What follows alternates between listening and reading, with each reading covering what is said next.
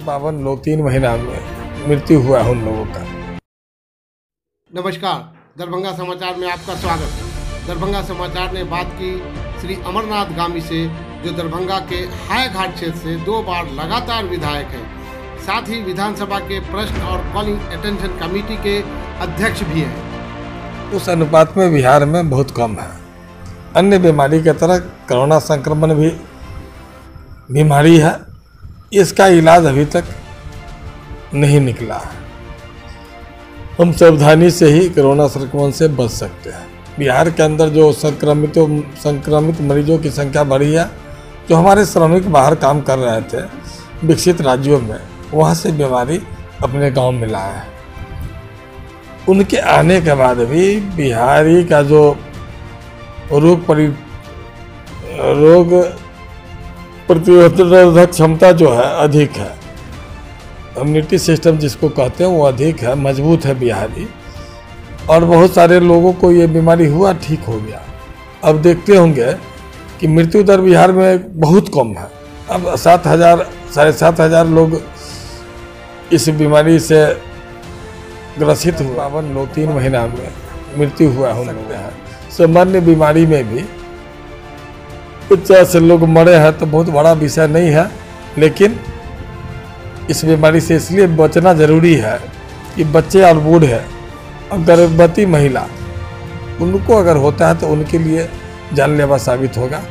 इसलिए हम लोग सावधानी बरतें, बाहर निकले तो मास्क लगा के निकले, 2 गज की दूरी बनाकर रखें और हर सामने वाला को संक्रमित मरीज समझकर व्यवहार करेंगे तो निश्चित रूप से हम सुरक्षित रहेंगे, मेरा परिवार सुरक्षित रहेगा, समाज सुरक्षित रहेगा।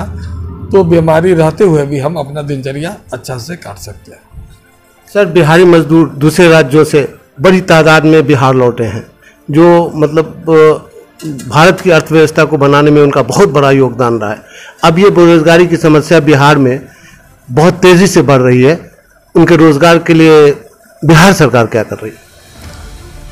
पूरे दुनिया में जो संक्रमण काल चल रहा है, अर्थव्यवस्था चौपट हो गई है।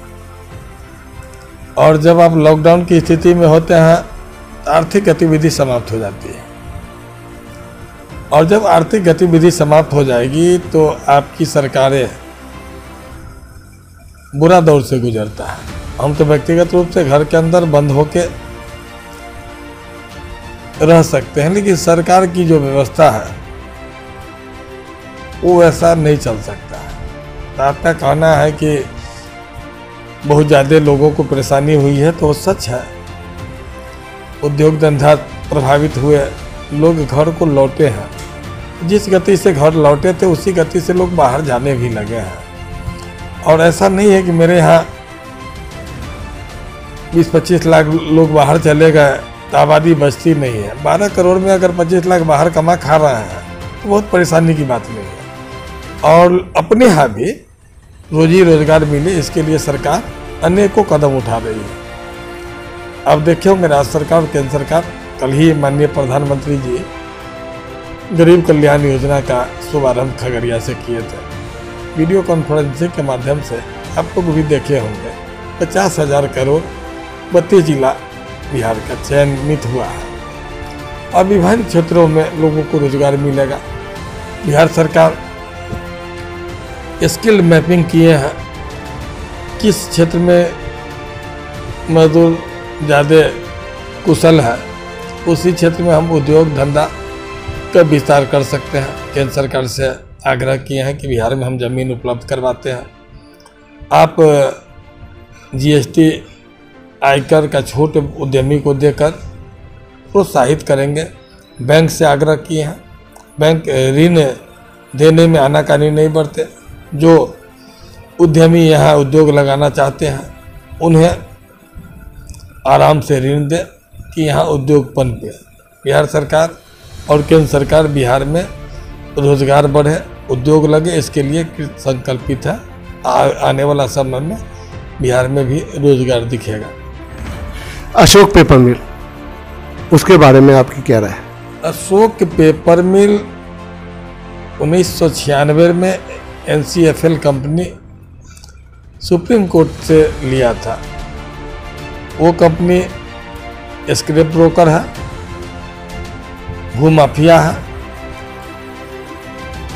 जिस शर्त पर सुप्रीम कोर्ट से उन्होंने मिल लिया था 6 करोड़ रुपया मजदूर को देंगे, मात्र 75 लाख रुपया का एक किस्त देकर मजदूर से विवाद खड़ा करके वो पेमेंट नहीं दिया।